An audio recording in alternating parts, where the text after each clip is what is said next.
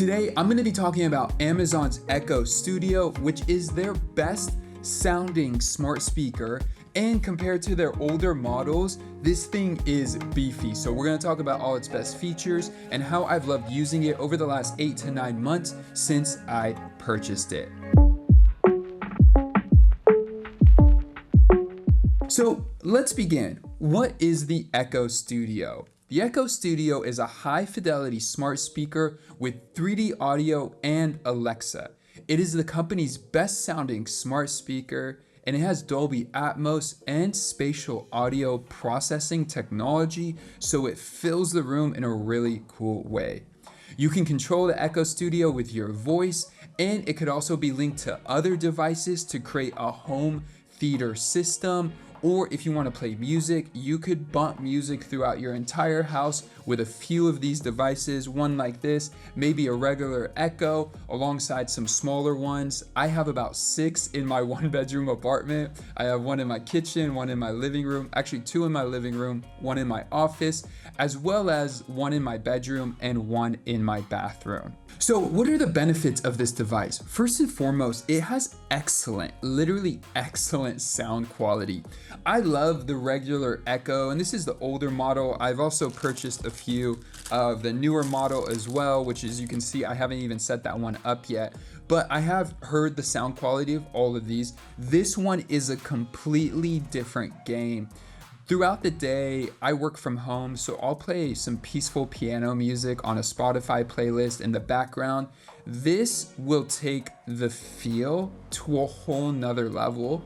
And if I am playing some music that I want to engage with more, if I'm cleaning the house or something like that, this speaker takes it to the next level. If you see at the top here, it's maybe a little hard to see in this specific shot, but there are 6 little dots or 7 or whatever that help figure out the audio and how to make it project across a room.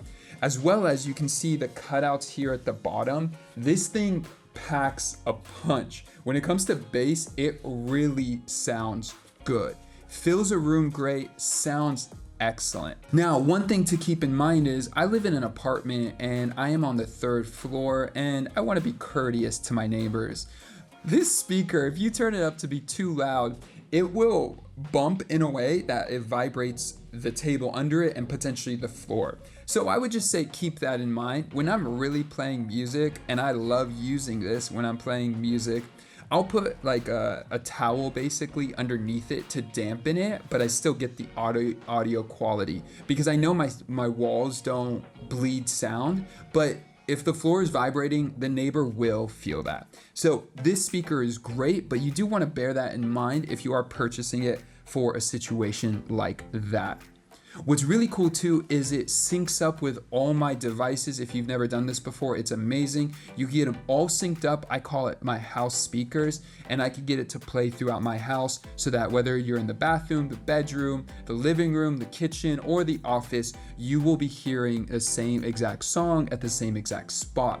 And again, because it is Alexa enabled, you do get the full fledged of features across the board on being able to control anything in your home, like lights, TVs, anything you have that is Alexa enabled, you'll be able to control with this device. Generally, once you open up the package, all you need to do is connect it to your Alexa device and you are up and running. And once you do that, anytime you move the speaker or anything, it does read the room so that if you change its position, the spatial audio will adjust, so you don't have to do any type of fancy configuration or anything like that.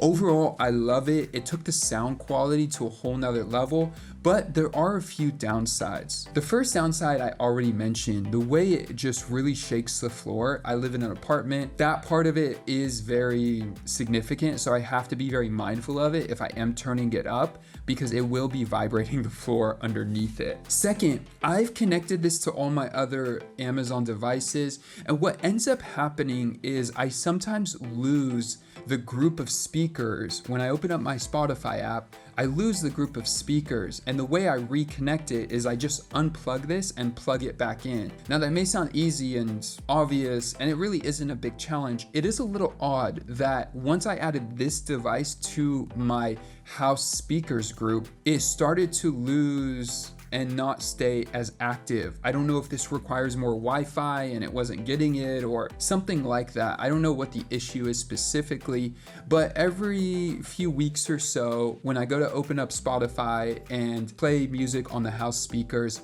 I don't see it listed. So I'll need to unplug this, plug it back in, wait 10 minutes, and then it will show up again in the app. So as you can see, this is the original Echo, or the first Echo I bought. And then they upgraded it to this look and feel. So these are comparable in terms of what they deliver. This one obviously is gonna have better sound because it's a newer model, but generally you can see what these look like.